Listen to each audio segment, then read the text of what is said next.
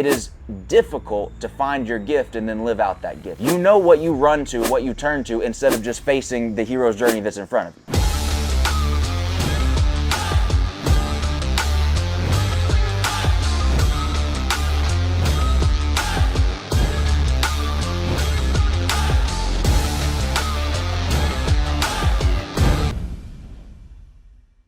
And that struck me because what it made me realize is that if you know anything about storytelling, the hero's journey, right? The hero's journey is a journey of sacrifice. Though on the other side of that, you come out as somebody who has become somebody so much greater. It's that main character energy, right? The hero's journey is a chronicle of sacrifice and hardship and adversity and opposition. It is difficult to find your gift and then live out that gift. It is difficult to identify your purpose and live out that purpose. And what this verse right here says to me is that that difficulty is worth it, right? I urge you to live a life worthy of the calling that you have received. Number one, it assumes that you have received a calling.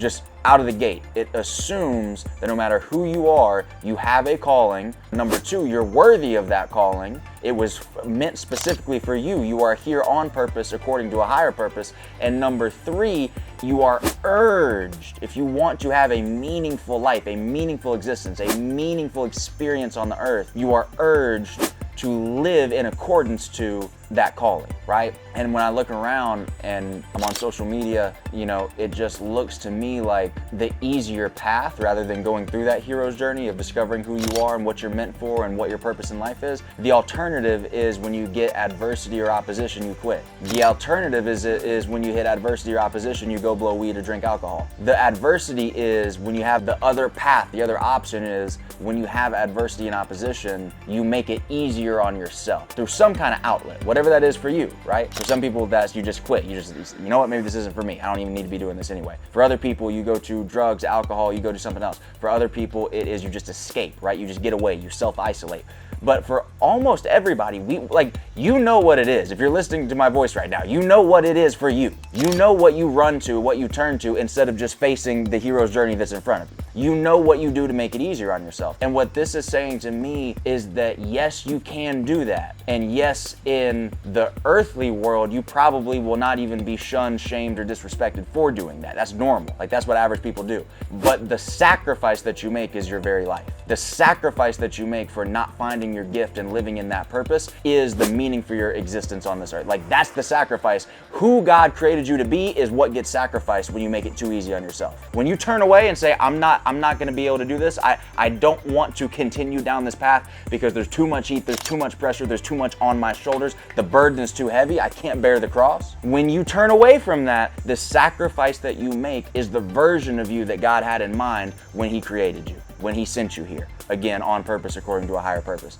And so for me, it just made me reflect a little bit on, and I was talking to Jay about this not too long ago, it's been a stressful, I'd probably say month. Like, the last month has just been stressful. A lot going on with different business stuff, personal stuff, just like all over the place, stressful. I think that's probably a big reason why I ended up as sick as I was this past weekend, right? And there were times in there where, in the past month, where I literally stopped and reflected on it when things finally slowed down enough. And I asked myself the question, Jay, I asked myself, why am I even, why? Like, is it really worth it? Like, everything that I'm doing right now, everything that's going on right now, is it really worth it? Because it would be really easy. Like, I'm not dumb.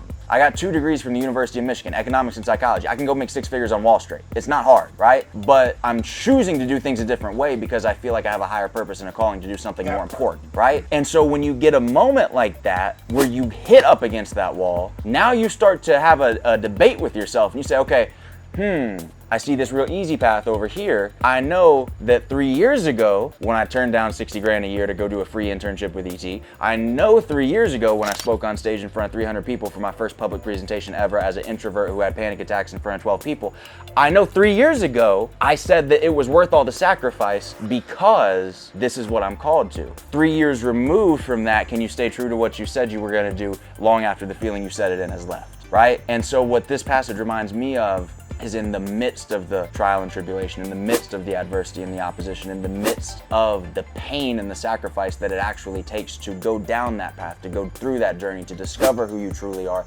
and find your gift and live in it and leverage that gift for the betterment of the world. When you're in that process, can you remember why you started the process to begin with? Because you owe it to yourself to live a life that is worthy of the calling that God gave you in your mother's womb before she even knew that you existed.